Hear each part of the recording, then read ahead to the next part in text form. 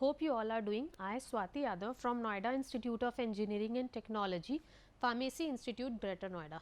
Today we will discuss about the detailed study of Schedule H and P with sales of drug and wholesale license also. So, let us discuss first about Schedule H.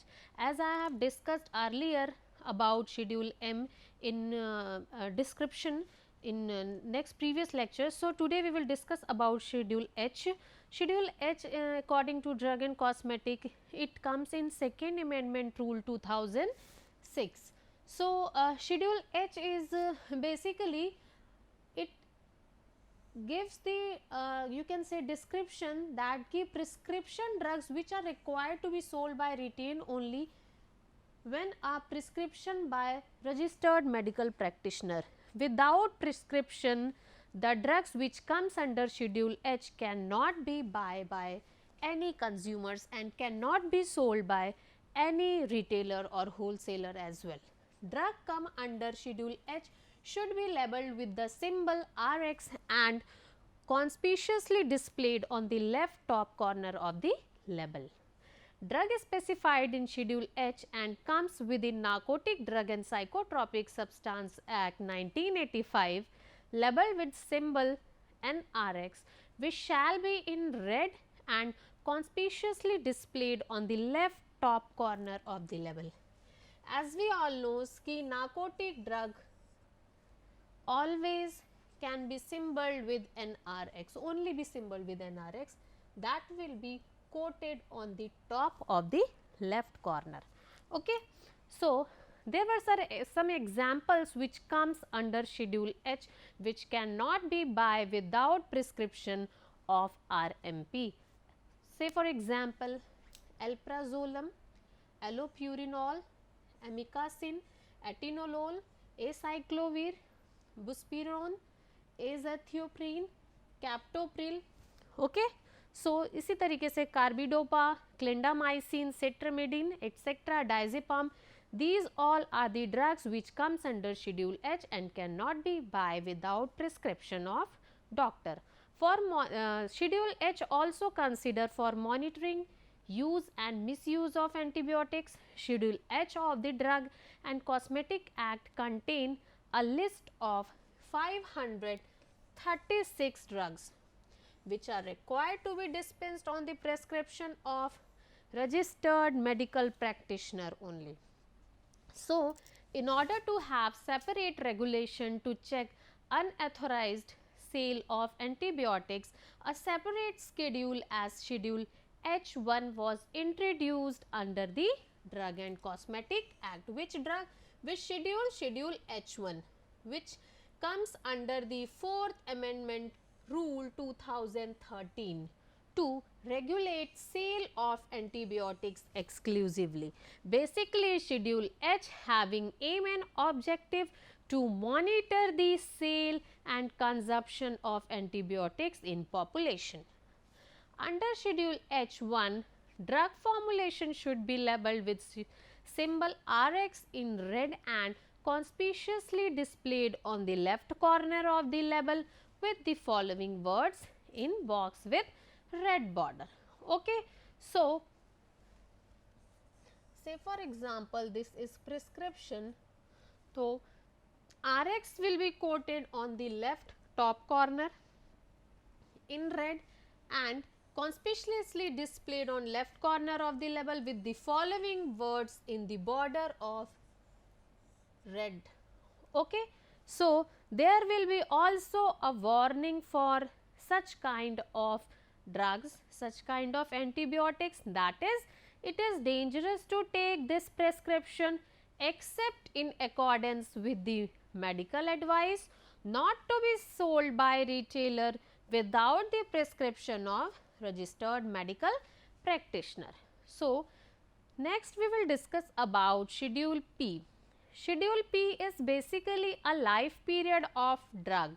In this period in months, unless otherwise is specified between date of manufacture and date of expiry, which the labeled potency period of drug should not exceeded under the condition of storage specified, and the schedule includes antibiotics, vitamins, insulin preparations, normal human plasma, serotoxins, toxoids, other toxins, antitoxins and miscellaneous drugs. So, these all are different, you can say, antibiotics, vitamins, insulin, which can be included and which can be prescribed according to schedule P.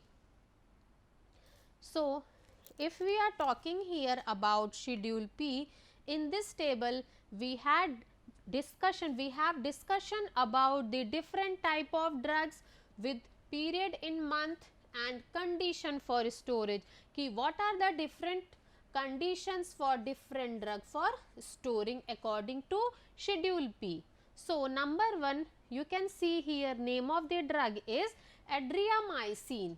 The period in month is 30, you can say, and the condition for storage, it can be stored, it should be stored in a cool place only. So, next drug is ampicillin sodium. The period in month is 36 and the condition for storage of ampicillin sodium is it should be stored in cool place only.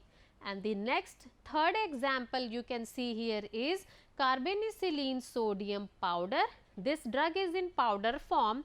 The period in month is for 24 and the condition for storage is at temperature not exceeding 500 degree Celsius. So, according to schedule P1, pack size of certain drugs are decided. It gives the name of drugs along with the dosage form, and the pack size should be, you can say, should be in a specified manner according to schedule P1. No other pack size than one listed is allowed to be marketed. Example of few drug under this schedule, you can see in next slide is serial number 1, you can see number of drugs, name of drug, different drugs are given here. So, let us discuss first atenolol. The dosage form of atenolol here is tablet. So, according to schedule P1, the pack size contain only 14 tablet. Okay. So, next our drug is piperazine. The dosage form of piperazine is granules and the pack size of granules, piperazine granules should be 5 gram only. So, next third our name of drug is albendazole. The dosage form is suspension and the pack size should be 100 ml only. So, this is the table which is listed according to schedule P1. The pack size of the drug has been already decided according to Drug and Cosmetic Act for different drugs of different dosage form. So, now we will discuss about the general condition for issuance and renewal of licenses. So, let us discuss first about the introduction part. Under the Sale of Goods Act, the term sale is defined as a contract whereby the seller transfers or agrees to transfer the property of goods to the buyer for a price. Under the Drug Price Control Order in 1987, according to DPCO, wholesaler means a dealer or his agent or a stockist appointed by manufacturer or an importer for the sale of his own drug to a retailer only, and a retailer means dealer carrying on retail business of the drug to the consumer of particular manufacturing. For the purpose of issuing sale licenses by wholesaler, retailer or through motor vehicle, the drug are divided into following categories. Drug other than those specified in schedule C, C1 and X. Drug is specified in schedule C, C1 but excluding X, and drug is specified in schedule X only. So, these are the different categories According to them, the licenses are issued by licensing authority. So, there are some different general conditions for issue and renewal of licenses for, you can say, sale. An original license or renewed license to sell drugs remain valid up to 31st December of the year following the year in which it is granted or renewed unless suspended or cancelled earlier. The license shall be deemed to have expired if application for its renewal is not made within 6 months after the expiry. In the event of any change in the constitution of a licensed firm, the licensee should inform the licensing authority first. So, the licensing authority must be satisfied that the premises in respect of which the license is to be granted to the licensee are adequately equipped with proper accommodation, proper storing condition for preserving the such kind of property of drug to which license applies, and it is in charge of a competent person to supervise and to control the sale, distribution and preservation of drugs. A license or its renewal may be refused if the applicant is not considered to be a fit person by the licensing authority for the grant of license because of his conviction for an offence under the act or rule or the previous cancellation or suspension of license granted there under. So, in respect of an application for the grant of license for the wholesale of drug other than those specified in schedule C, C1, but excluding X, the licensing authority shall satisfy himself that the premises in respect of which a license is to be granted are of an area not less than 10 square meter and in the charge of a competent person who is a registered pharmacist or who has passed the matriculation examination or its equivalent with 4-year experience in dispensing of drug can only be able to take the license. So, here first we will discuss about wholesale license. As I have already told you what is wholesale, what is retail, who are the agent that involved for selling the product or selling the drug of manufacturer to the consumers. So, there are 5 type of licenses issued in respect of wholesale of drugs under the DNC Act. Number 1, for drug other than those specified in schedule C, C1 and X, and for drug other than schedule C, C1 drug from a motor vehicle. Third is for drug specified in schedule X only.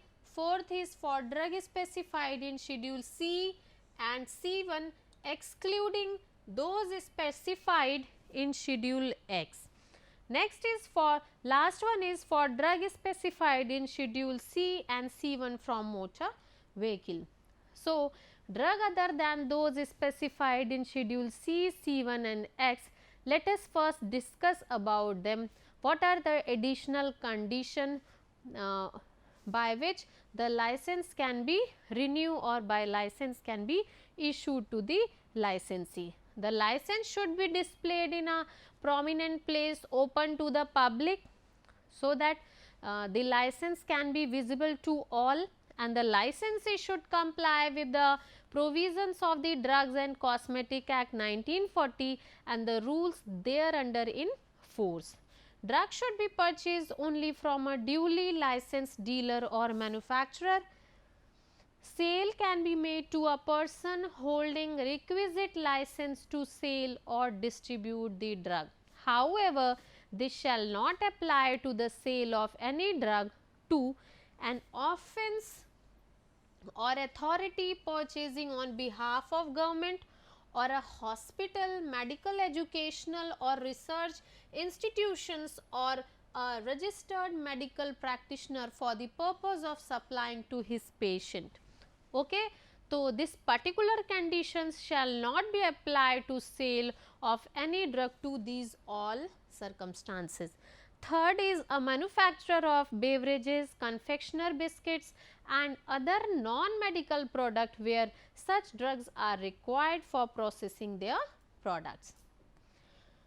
Drug other than Schedule C and C1 drugs from a motor vehicle, what are the additional conditions? So, let us discuss. First point, the licensee should display, as I told you in previous slide, for the drug other than schedule, you can see here for the drug other than schedule C, C1 and X. So, here we are discussing about drug other than schedule C, C1 from a motor vehicle. So, what are the additional conditions? So, in all condition license should be displayed in a prominent part of the vehicle. Condition 2 to 4. So, here we are talking about motor vehicle. So, that is why we are saying ki license should be displayed by licensee in a prominent part of the vehicle. If we are not talking about motor vehicle, in that case the license should be displayed in a particular place of the wholesaler shop. Condition 2 to 4 for drug other than those specified in schedule C, C1 and X. The licensee should inform the licensing authority in writing in the event of any change in the ownership of the vehicle specified in the license within 7 days of such changes. Okay. Third point is drug specified in schedule X, what are the additional conditions? The license should be displayed in a prominent part of the premises open to the public, so that the particular license should be visible to all. The licensee should comply with the provision of the Drug and Cosmetic Act 1940 and the rules there under. Drug should be purchased from a duly licensed dealer or manufacturer only. So, these are the condition of drugs which are specified in schedule X. As we all know, schedule X give the description in schedule X, the narcotic and psychotropic substances drugs are involved. The licensee should forward to the licensing authority copies of the invoices of sale made to the retail dealers, because the narcotic and psychotropic substances are nowadays going to be used by public and they are taking like a addiction. So, drug trafficking of narcotic drugs are going very fast in current scenario. So, sale can be made to a person holding requisite license to sell or distribute drug specified in schedule X. This, however, does not apply to the sale of any drug to an officer or authority purchasing on behalf of government or a hospital, medical education or research institution, nursing home or registered medical practitioner for the purpose of supply to his patients or manufacturers holding a license to manufacture drug containing the drug specified under schedule X. So, next is drug specified in schedule C and C1 excluding those specified in schedule X. What are the additional conditions which are required for issuing the wholesale license? So, number 1, the license should be displayed in a prominent part of the premises, as we are discussing from previous slides, and the license should observe precautions prescribed for stocking or sale of drug. For the sale of each additional category of drug, the permission should be obtained from the licensing authority. No sale of any drug should be made to a person not holding the requisite license to sell or distribute the drugs. This shall not apply to the sale of any drug to an officer or authority purchasing on behalf of government or a hospital, medical education or research institution or a RMP for the purpose of supplying of drug for their particular patient for their personal use, or a manufacturer of a hydrogenated vegetable oils, beverages, confectionery and other non-medical products where such drugs are required for processing their products. The licensee should inform the licensing authority in writing in the event of any change in the constitution of the firm operating under the license. So, next fourth point is drug specified in schedule C and C1 from a motor vehicle. What are the additional conditions? As we all know, ski license should be displayed in a prominent place on the vehicle. Precaution prescribed by licensing authority for storage of drug should be observed, and for the sale of additional categories of drug not included in the license, the licensee should take permission from the licensing authority for selling such kind of drugs. Drugs should be purchased from a duly licensed manufacturer. Wholesale for resale can be made to a person holding the requisite license to sell or distribute the drug. This does not apply to the sale of any drug to an officer or authority purchasing on behalf of government or a hospital, medical institutions, education or research institution or RMP for their purpose of his patients, or a manufacturer of hydrogenated vegetable oils, beverages and confectionaries. Wholesale license, the licensee should inform the licensing authority in writing in the event of any change in the constitution of firm operating under the license, and the licensee should inform the licensing authority in writing in the event of any change in his ownership of the vehicle specified in the license within the 7 days of such kind of changes. So, these are the references. Here you can see the forensic pharmacy B. Suresh and the textbook of forensic pharmacy by B. Mittal, Vallabh Prakashan, Delhi. So, let us summarize what we have discussed in these slides. We had discussion about schedule H. Okay. Schedule H consists the prescription drug which are required to be sold by retailer only when are prescribed by the RMP. This kind of drugs cannot be sold, cannot be purchased by consumer without prescription of doctor. There are some examples of drugs which are listed in schedule H are alprazolam, allopurinol, diazepam, etc. Schedule H1 was introduced under the Drug and Cosmetic in 4th Amendment rule under 2013 to regulate sale of antibiotic exclusively. Basically, Schedule H1 was introduced to monitor the consumption, the excessive consumption of antibiotics by consumers. Schedule P consists life period of drug. Life period of drug means period in months between date of manufacture and date of expiry, which the label potency period of drug should not exceed under the condition of storage specified. So, these are the different kind of drug here given with the period in month and the different condition for storage. Say for example, adriamycin should be stored in a cool place within a period of 30 in months. Schedule P1 consists pack size of certain drugs. So, such kind of some certain drugs having a specified pack size. Here we can see in table atenolol in dosage form of tablet, the pack size is only prescribed which consists 14 tablets. Piperazine having dosage form granules, the pack size is only of 5 gram, and albendazole having a dosage form of suspension having pack size of 100 ml. So, these are the drugs which having a specified, these are some kind of drugs which having a specified pack size according to schedule P1. We had also discussion about the issue and renewal of license, some different general conditions with different, you can say a different 5 type of licenses are issued by the licensing authority according to Drug and Cosmetic Act. For the wholesale of drug, here you can see for the drug other than those specified in schedule C, C1 and X. For drug other than specified in schedule C and C1 drug from a motor vehicle.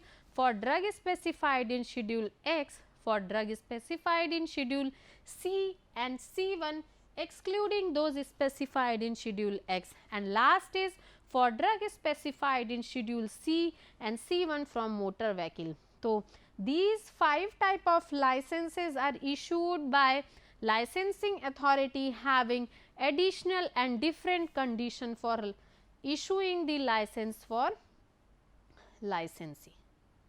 So, as I told you earlier about the reference, I have taken these all content from Forensic Pharmacy by B. Suresh and textbook of Forensic Pharmacy by B. Mittal Vallabh Prakashan, Delhi. Thank you so much.